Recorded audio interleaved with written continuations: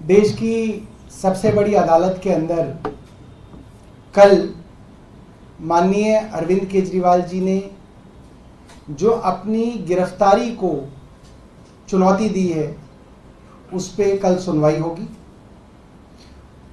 उस मामले में कल अरविंद केजरीवाल जी ने अपना पक्ष अपने हलफनामे के जरिए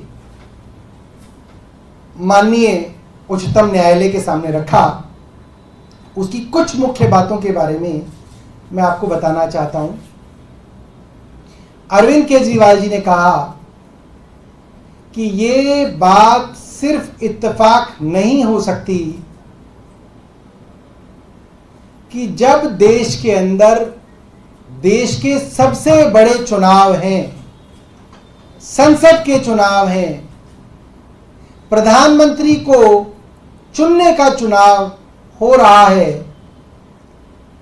चुनाव आयोग द्वारा आचार संहिता की घोषणा की जा चुकी है, उसके 5 दिन के अंतराल में देश की मुख्य राष्ट्रीय विपक्षी दल के राष्ट्रीय अध्यक्ष अरविंद केजरीवाल जी को एक झूठे मुकदमे में गिरफ्तार किया।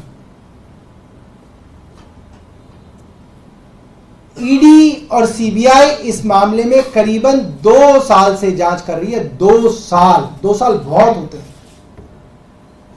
2 साल की जांच में इनके पास कोई ऐसा सबूत नहीं है जिसमें अरविंद केजरीवाल के खिलाफ कोई साक्ष्य हो।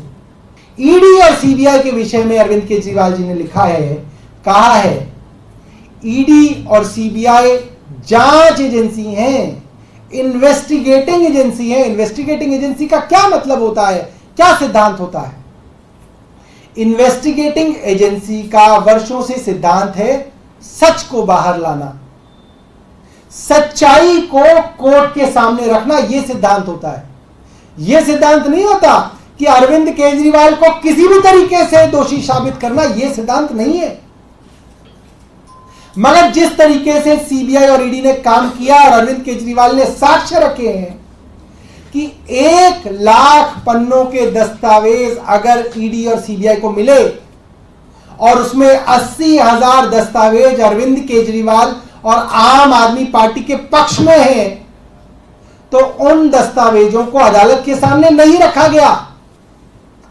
ऐसे दस्तावेज जो दबाव डालकर, लोगों को जेल में बंद करके, लोगों को उसकी जमानत का लालच देके, लोगों से पैसा लेके, लोगों को एनडीए की तरफ से टिकट का लालच देके जो गवाहियां की गई, वो गवाहियां कोर्ट के सामने रखी गई।